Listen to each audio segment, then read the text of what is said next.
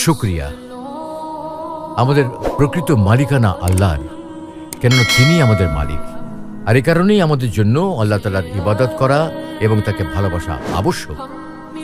আল্লাহ তাআলা যদি চান মুহূর্তেই আমাদের রূহ তথা আমাদের প্রাণ আমাদের দেহ থেকে আলাদা করে ফেলতে পারেন।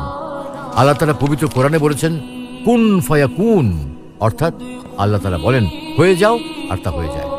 অর্থাৎ আল্লাহ তাআলার জন্য এটা কোনো বিষয়ই না, বরং তিনি সকল কিছুতেই সক্ষম। একজন মানুষের জন্য দৈনন্দিন ঘুম অত্যাবশ্যক, যার অর্থ হলো একজন মানুষ প্রতিদিন একবার করে মৃত্যুবরণ করছে। কারণ ঘুম আর মৃত্যুর মধ্যেকার পার্থক্য শুধু এতটুকুই যে ঘুমন্ত জাগ্রত হলে সে পৃথিবীকে দেখতে পায়, আর মৃত ব্যক্তি জাগ্রত হলে কিয়ামতকে দেখতে পাবে। তাই বলা যেতেই পারে যে ঘুম হলো এক প্রকার ছোট মৃত্যু। তাই ঘুম থেকে উঠে সর্বপ্রথম প্রশংসা আদায় করে বলি আলহামদুলিল্লাহিল্লাযী আহইয়ানা বা'দামা আমাতানা ওয়া ইলাইহিন নুশুর।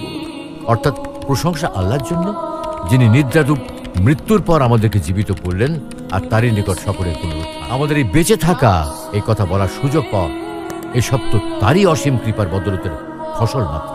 আলহামদুলিল্লাহ। হে আল্লাহ, হে জগৎসমূহের প্রতিপালক, আমরা তো আপনাকে ভালোবাসি, আমরা একমাত্র তো আপনারই ইবাদত করি এবং শুধুমাত্র আপনারই সাহায্য প্রার্থনা করি। আমাদেরকে সরল ও সঠিক পথ দেখান, সেই সমস্ত লোকের পথ যাদের উপর আপনি নিয়ামত দান করেছেন এবং তাদের পথ নয় যাদের প্রতি আপনি গজব নাজিল করেছেন এবং যারা পথভ্রষ্ট হয়েছে। হে আল্লাহ, হে জগৎসমূহের প্রতিপালক, সকল প্রশংসা আপনারই জন্যে। আপনি আমাদের ফরিয়াদটুকুন কবুল করুন এবং আমাদের উপর আপনার অনুগ্রহ বর্ষণ করুন। আল্লাহুম্মা আমিন।